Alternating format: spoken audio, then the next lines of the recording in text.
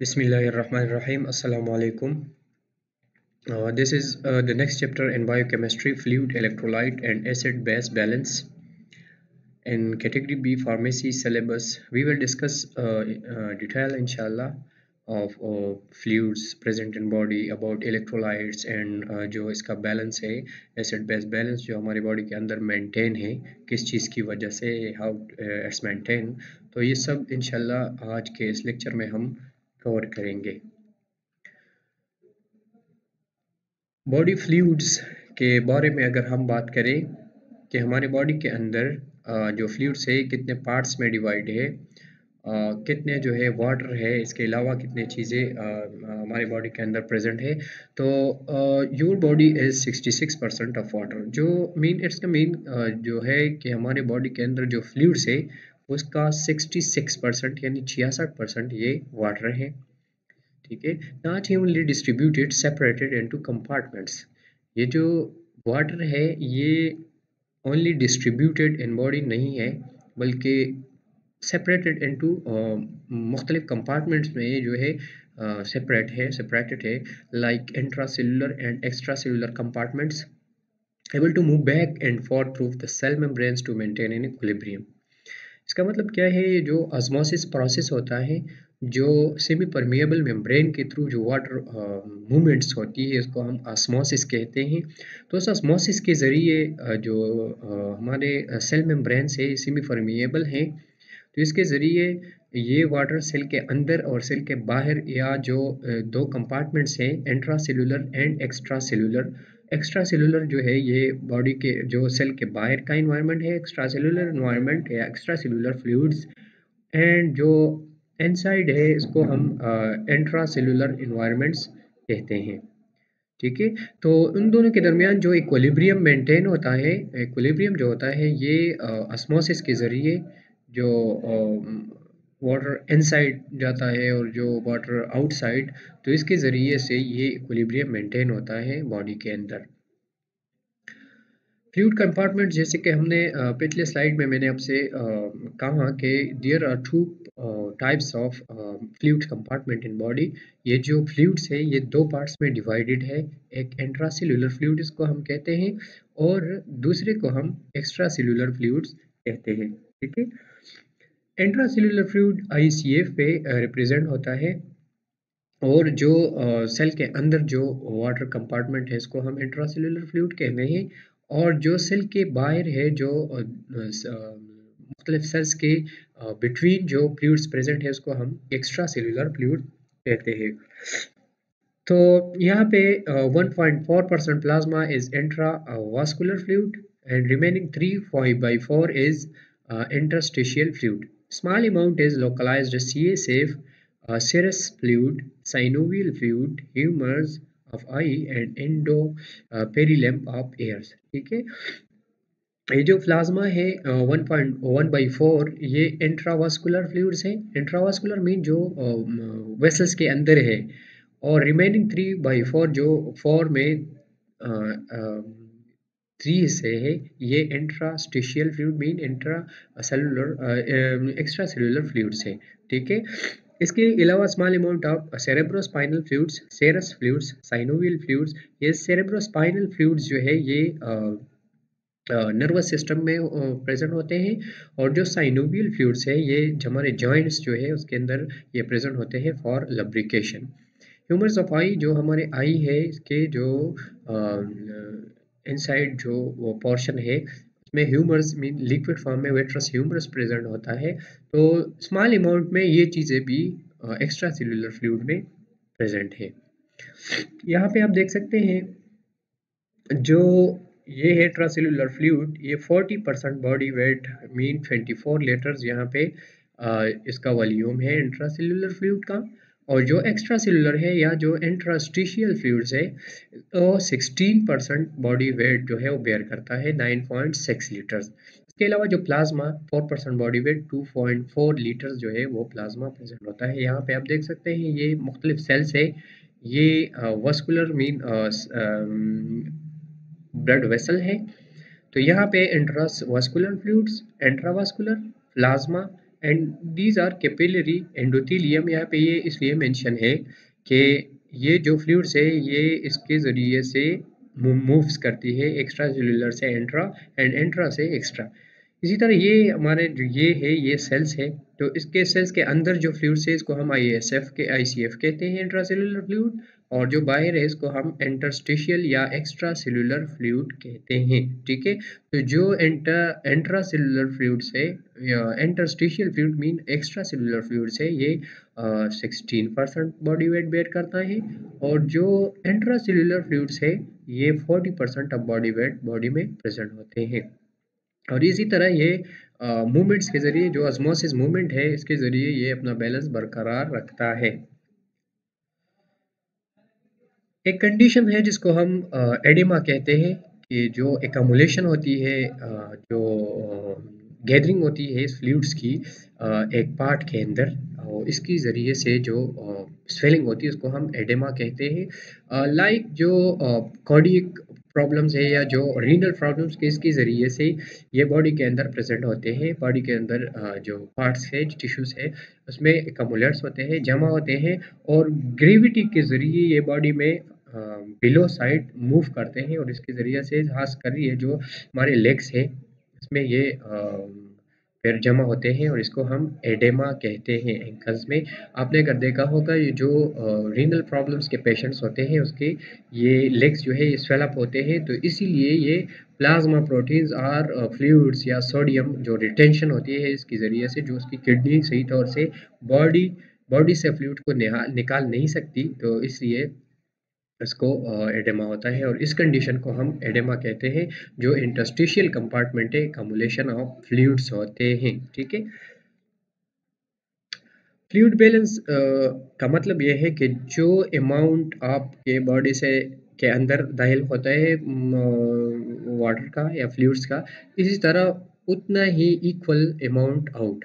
तो amount in is equal to amount out. Average daily intake is 2500 ml fluids food and metabolic water.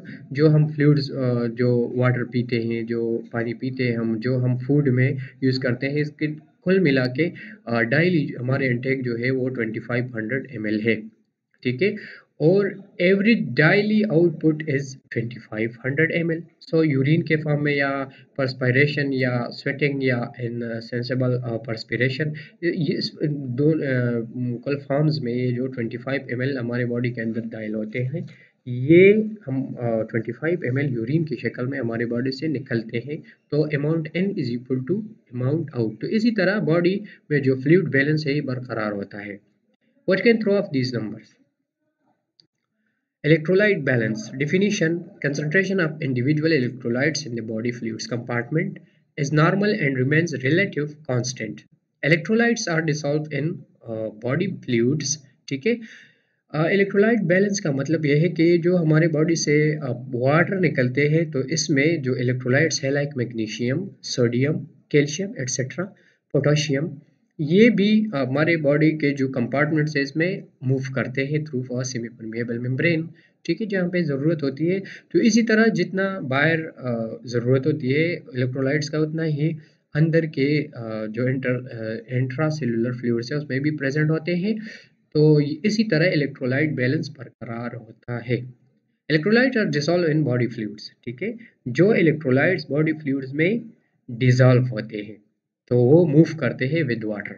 Sodium predominant extracellular cation and chloride is predominant extracellular anion. Bicarbonate also is extracellular species.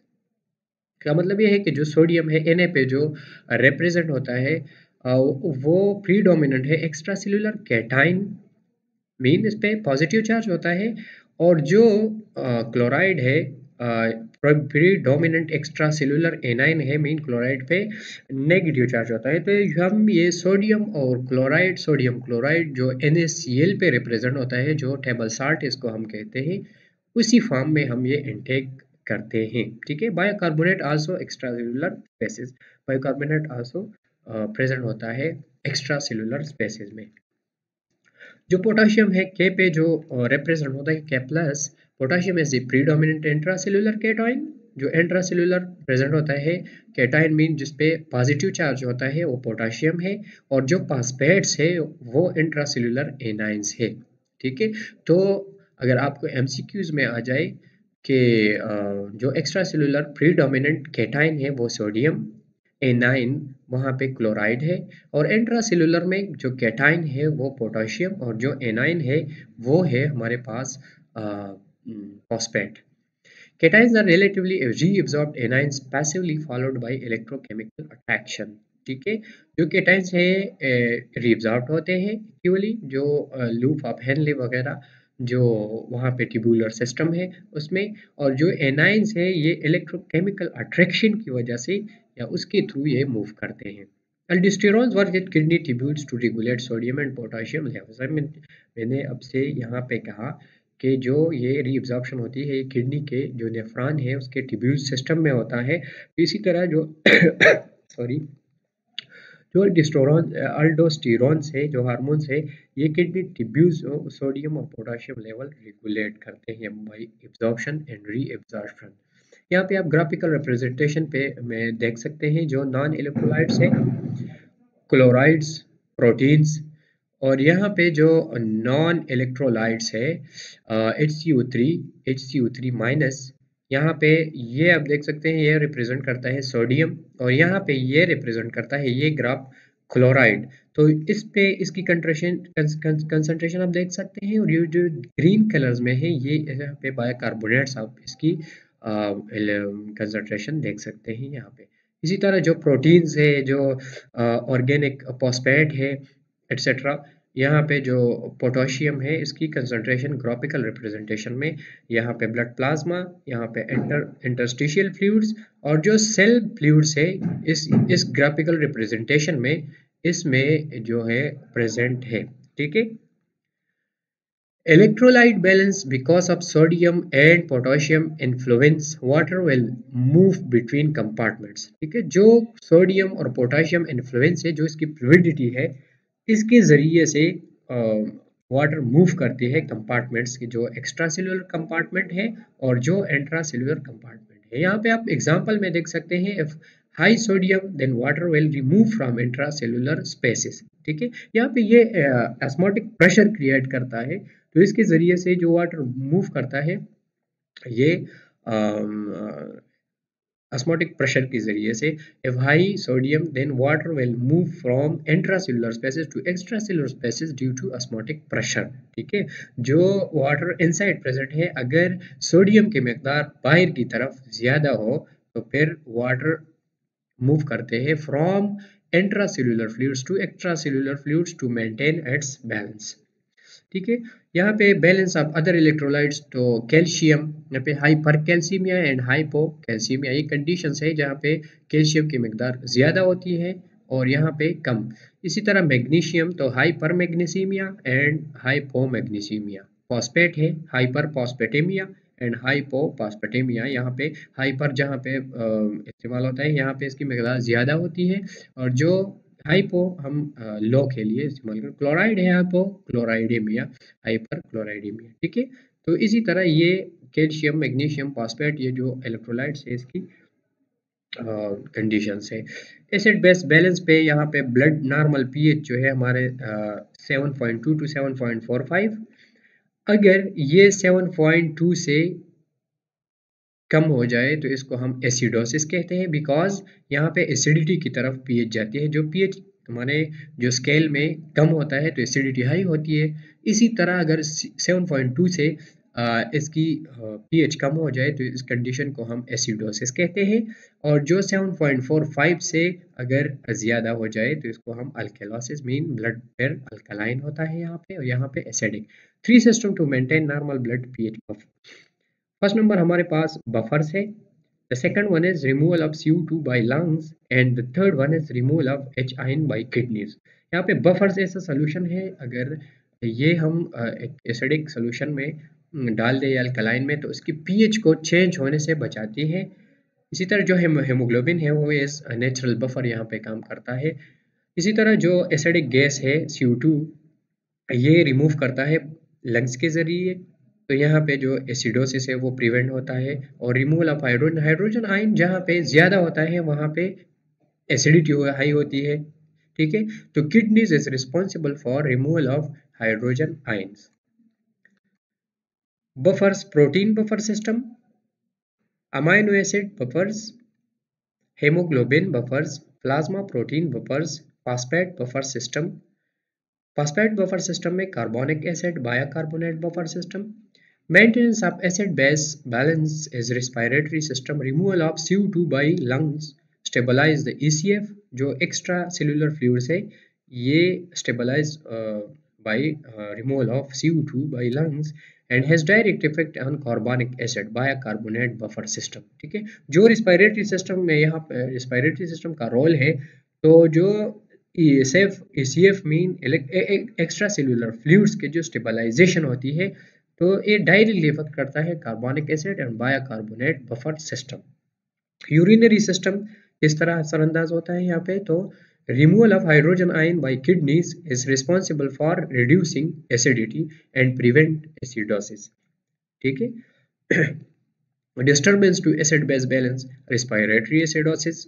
यहाँ पे ये ऐसी conditions है जहाँ पे acid base balance में कोई disturbance आ जाए, यहाँ पे ये ज़्यादा या कम हो जाए, तो respiratory acidosis, respiratory alkalosis, metabolic acidosis and metabolic alkalosis, ठीक है। लैक्टिक एसिड यहाँ पे कीटो एसिडोसिस वगैरह जो बॉडी कंडीशंस है। Causes of hypoventilation and respiratory acidosis, यहाँ पे आप डायग्रामेटिकली इसको समझ सकते हैं या देख सकते हैं। यहाँ पे जो एयरवेज ऑब्स्ट्रक्शंस है रिस्पॉन्सिबल फॉर हाइपोवेंटिलेशन और रिस्पायरेटरी एसिडोसिस। सेंट्रल काजेज जो है brain injury, stroke, trauma, drugs, anaesthesia, opioids, sleep apnoea, ठीक है। यहाँ पे रिस्पायरेटरी ऑब्स्ट्रक्शंस है, जो एयरवेज है उसमें कोई रुकावट आ जाए, जो एसओबीज आते हैं, शॉर्टनेस ऑफ ब्रेथ की वजह से भी। पेरिफेरल न्यूरोलॉजिकल काजेज में nerve injury, spinal cord trauma and phrenic nerve palsy, neuropathy, Guillain Barre syndrome, poliomyelitis, motor neuro disease, drugs, epidural local anaesthesia and lungs diseases में यहाँ पे जो हाइपोवेंटिलेशन और रिस्पायरेटरी एसिडोसिस के लिए रिस्पॉन्सिबल है वो है क्रोनिक ऑब्स्ट्रक्टिव एयरवेज, जो इसको हम सीयूए, जो हम सीओपीडी इसको कहते हैं, और डिजीज सीवियर आस्थमा एंड निमोथोरिक्स, ठीक है। चेस्ट वॉल काजेज, जो हमारे चेस्ट वॉल है उसकी जो काजेज है for hypoventilation and respiratory. Hypoventilation में जो ऑक्सीजन इंटेक है वो कम होता है बॉडी के लिए, और जो रिस्पायरेटरी एसिडोसिस है वहाँ अंदर की साइड जो है कार्बन डाइऑक्साइड की जो मकदार है वो ज़्यादा होती है, तो इसको हम रिस्पायरेटरी एसिडोसिस कहते हैं। Deformity, scoliosis, flail chest, obesity, muscular weakness, muscles relaxants, myasthenia gravis, and electrolyte disturbance. These are responsible for hypoventilation and respiratory acidosis, ठीक है। ये स्लाइड जो है ये एक्स्ट्रा है, ये आपकी इंफॉर्मेशन के लिए मैंने यहाँ पे ऐड किया है, ठीक है। तो आपको जहाँ यहाँ इस लेक्चर में अगर कोई भी प्रॉब्लम हो तो आप कमेंट्स में या जो हमारे कॉलेज पेज है उसमें आप बता सकते हैं।